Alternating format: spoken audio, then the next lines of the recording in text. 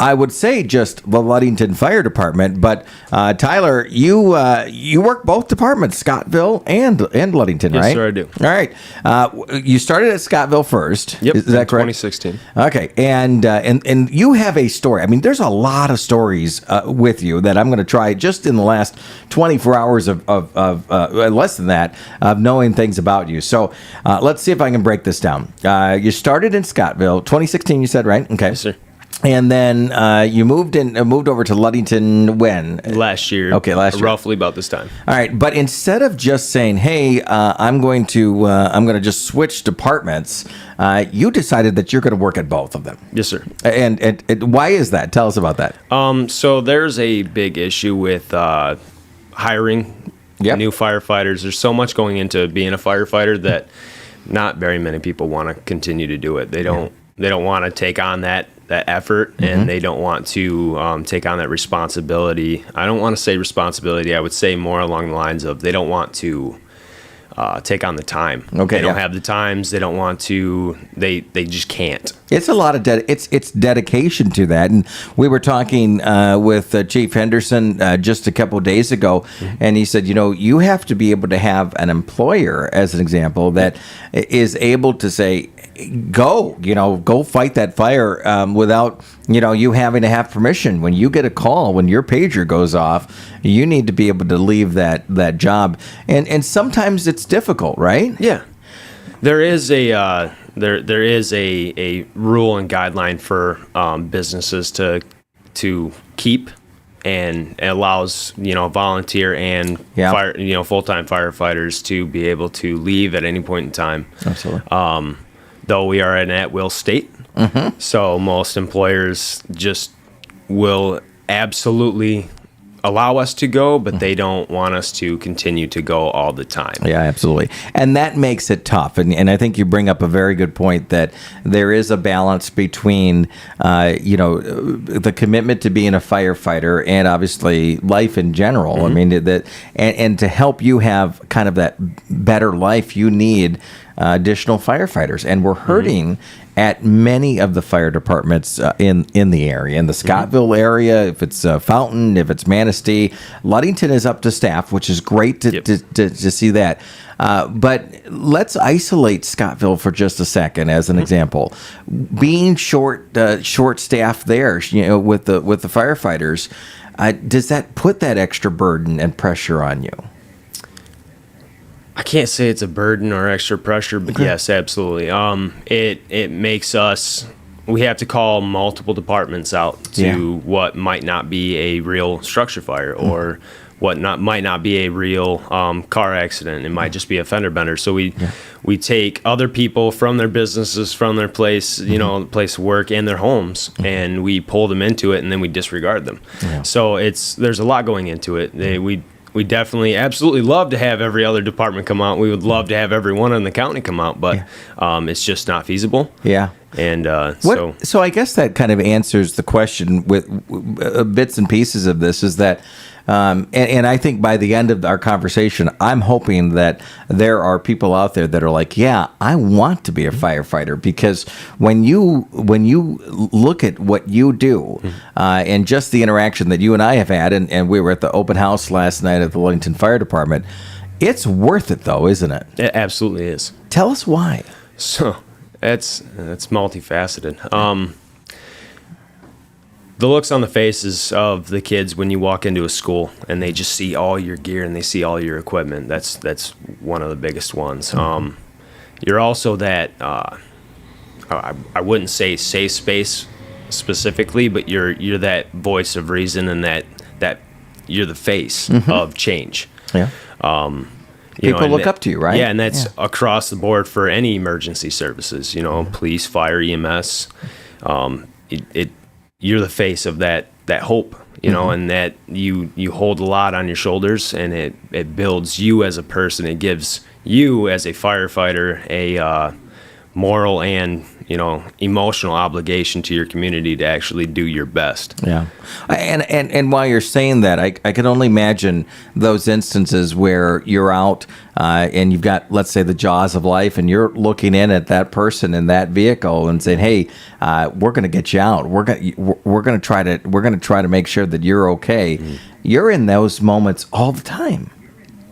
Right? Not all the time, but yes. Yeah. I mean, whenever we're toned out, absolutely. Yeah. It's never a good day that we.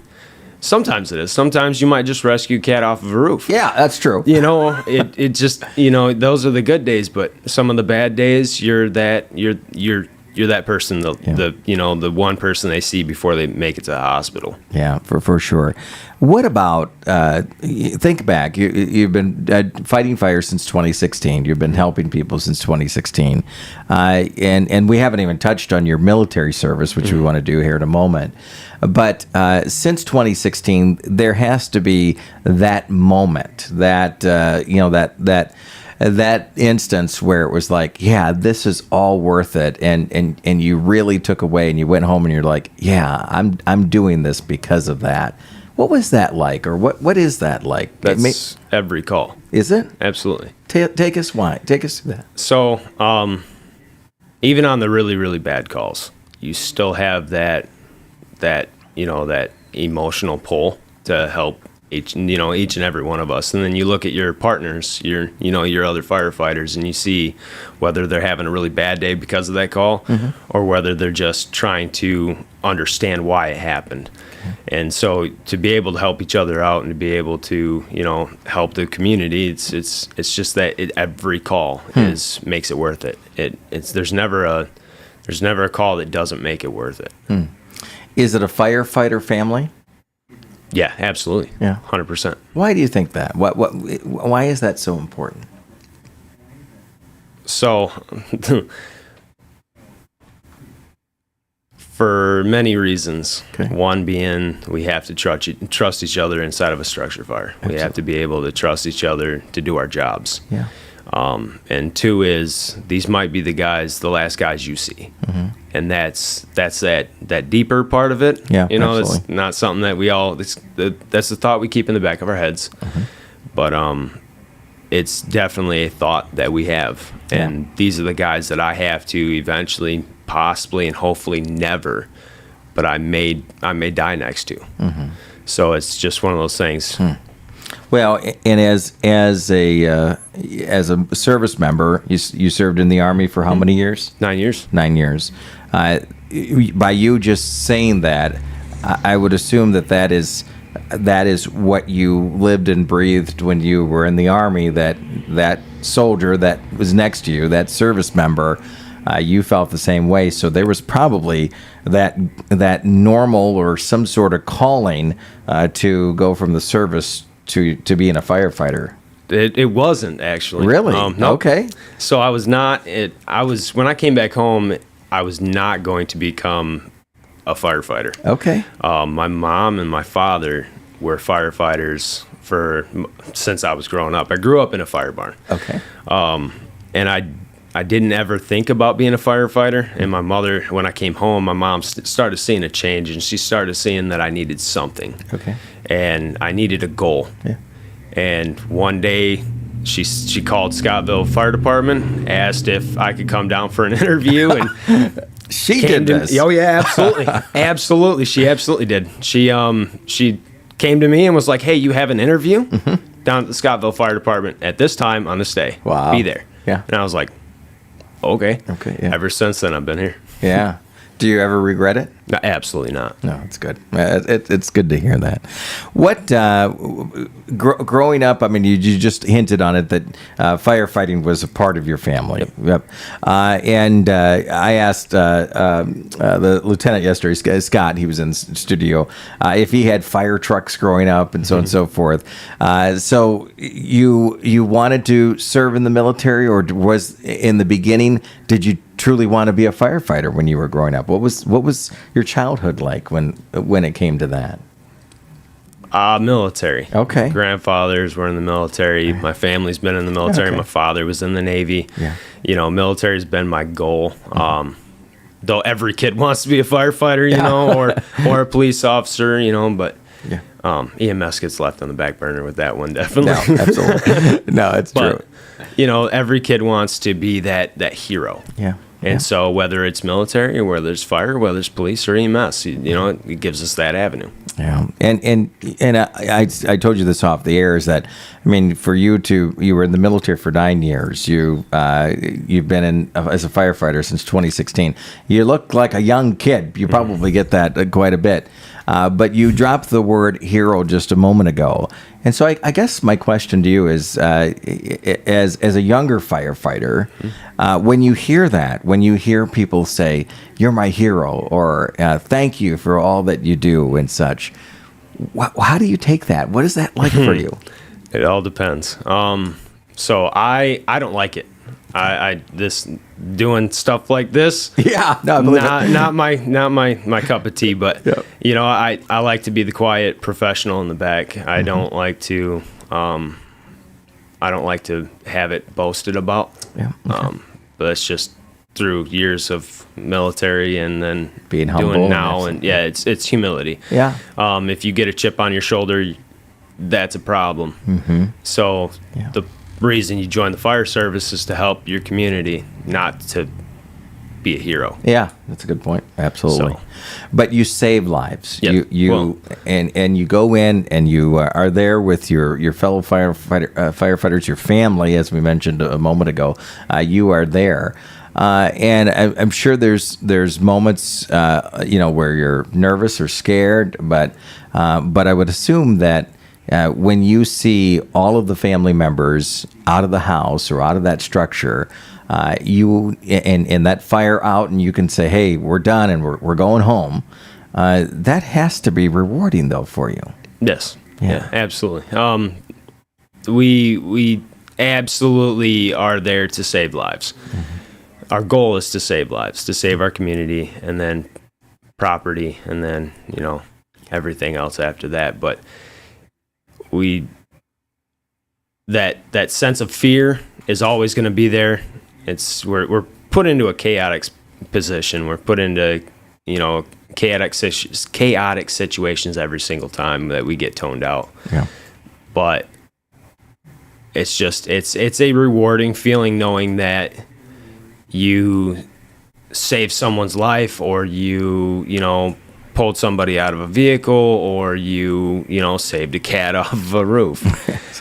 Have you done that? Absolutely. Okay. I just want to make sure. I'm afraid of heights, and I saved a cat. No. Well, I didn't save a cat. One of our LPD officers actually got the cat from a balcony, but it's a joint effort. That's awesome. If you're just joining us, we're talking with Tyler Hayner from the Ludington Fire Department and the Scottville Fire Department, Armed Services branch of the Military Army. Mm-hmm. So let's turn the conversation before we wrap up to this. It's National Fire Prevention Week.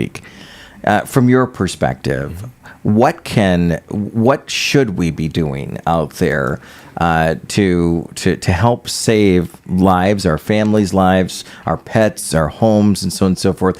What do you observe personally when you're out there that it's like, I wish? And again, it's not to be negative. It's like, I wish people would do. Oh, good morning. I wish people would do this to help make your job better. Yes. So there's a couple things. One, practice. Okay. Always practice fire prevention at your home. Mm-hmm. Tell your kids to practice. Practice with your children if you have children, or your family members, mm-hmm. whether you have your mom and dad living with you and they can't take care of themselves, or vice versa. You need to be able to practice these mm-hmm. standards. Yeah. Get really good at them, and get to the point. You're not trying to get good at them. You're trying to do them until you can't get them wrong. Yeah. And that's just like our fire training. We do it until we can't get it wrong. And the other thing is, slow down when you're driving.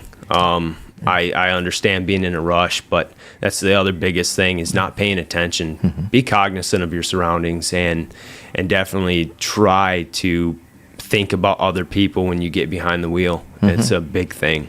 Well, and you bring that up, and that's so important, because when we were looking at and talking about some of the numbers the other day with Chief Henderson, people don't realize that you are part of that first response, which is medical related as much as it is fire related. Mm-hmm. 500 calls out of the 900 calls roughly that were medical related. So bringing up, speed and paying attention, it's not just flames that you're dealing with. It is a vehicle crash. It is those moments where, from traffic control to everything else that comes up.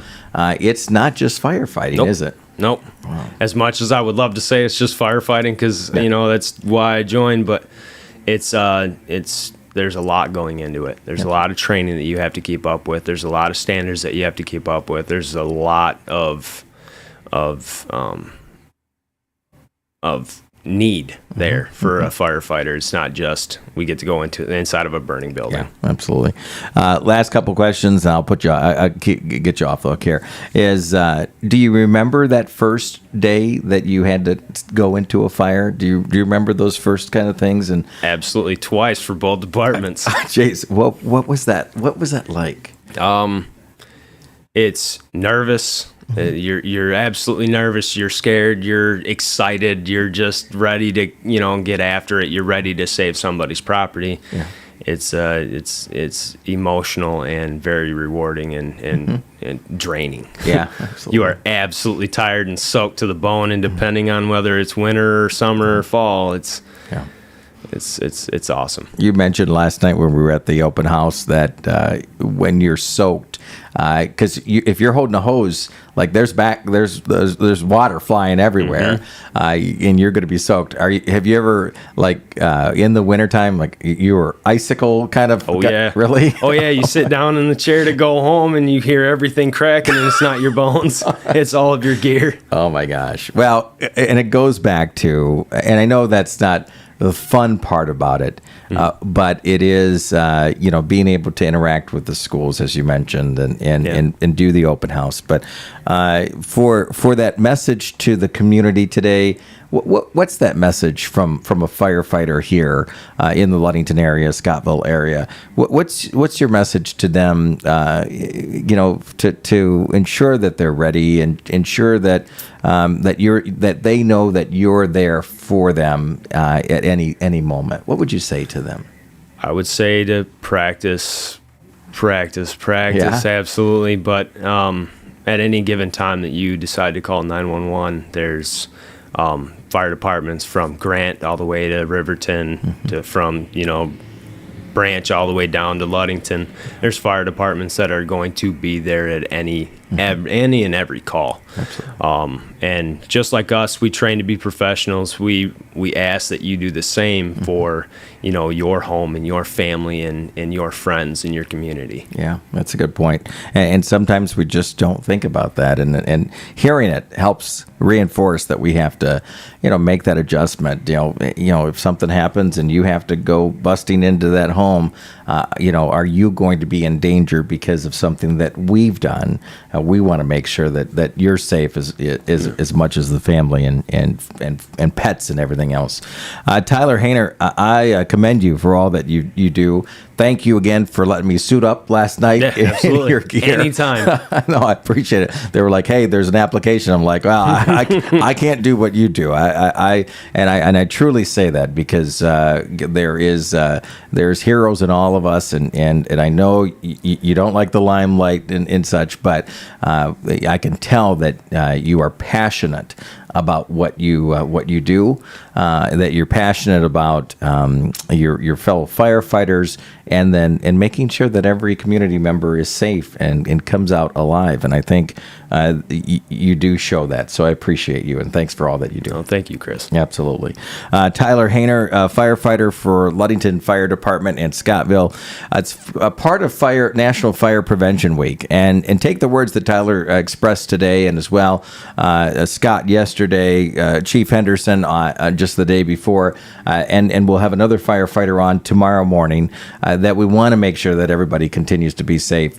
practice, as you mentioned. Make sure you have that plan from the smoke detectors to the fire extinguishers and so much more. Let's keep that conversation going. So it is right now 8:09 here on 102.7 WMOM.